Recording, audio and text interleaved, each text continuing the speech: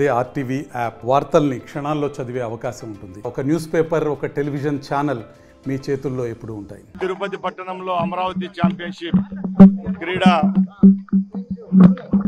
ఇక్కడ ఎన్టీఆర్ క్రీడా ప్రాంగణంలో ప్రారంభించడం జరిగింది. చాలా సంతోషంగా ఉంది. మా ప్రభుత్వం 4వ సారి ఏర్పాటైన తర్వాత ముఖ్యంగా క్రీడల పట్ల ఎంతో మక్కువతో గౌరవ ముఖ్యమంత్రి చంద్రబాబు నాయుడు గారి నాయకత్వంలో ఇలాంటి కార్యక్రమాలు చేపట్టడం జరుగుతూ ఉంది.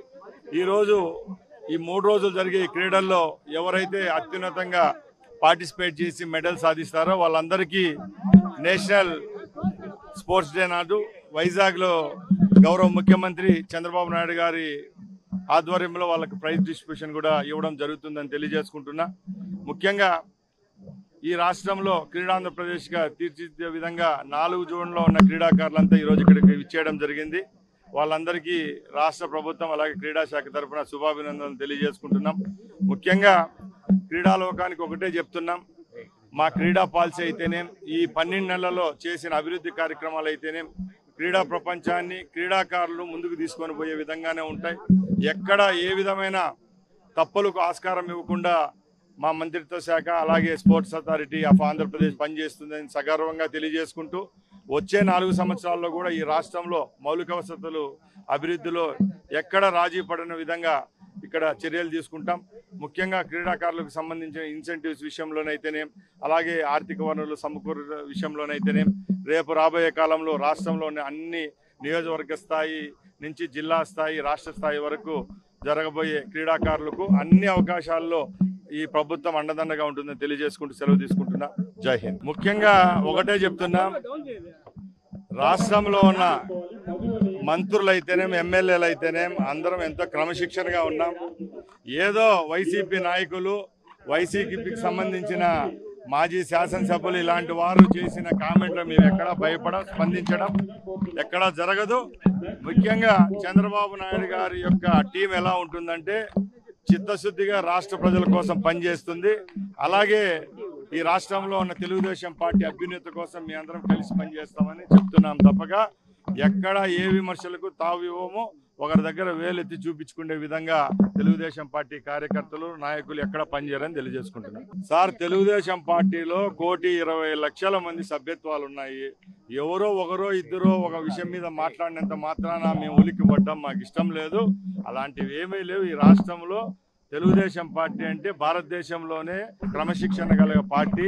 అలాగే ఇక్కడ ఉన్న నాయకులు అయితేనేం కార్యకర్తలు అయితేనేం ఎంతో క్రమశిక్షణగా ఉన్నాం కాబట్టి ఈ 40 వసంతాలు పూర్తి చేసుకొని మళ్ళా చంద్రబాబు నాయుడు గారు 4వ పర్యాయం ముఖ్యమంత్రి కావడం జరిగింది.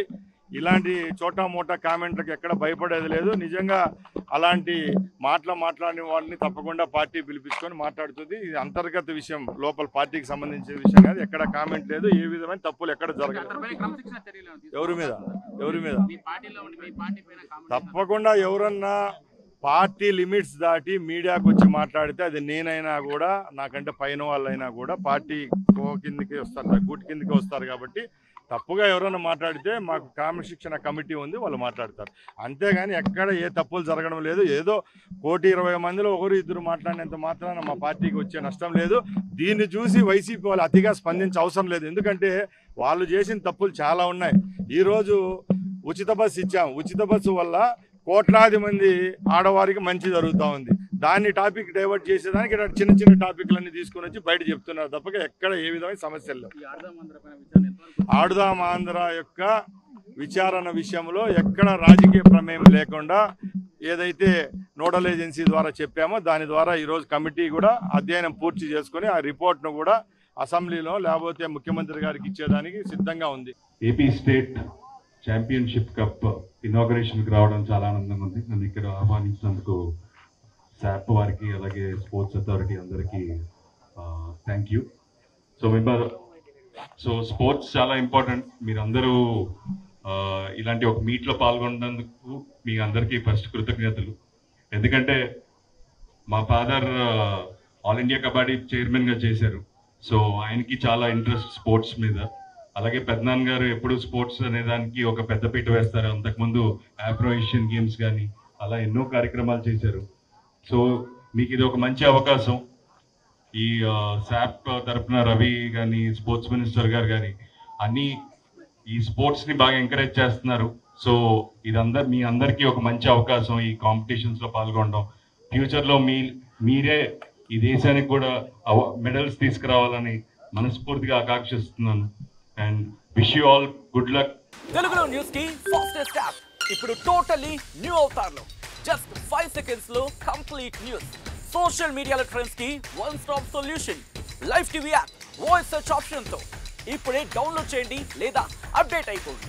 యాప్ లింక్ డిస్క్రిప్షన్ లో ఉంది.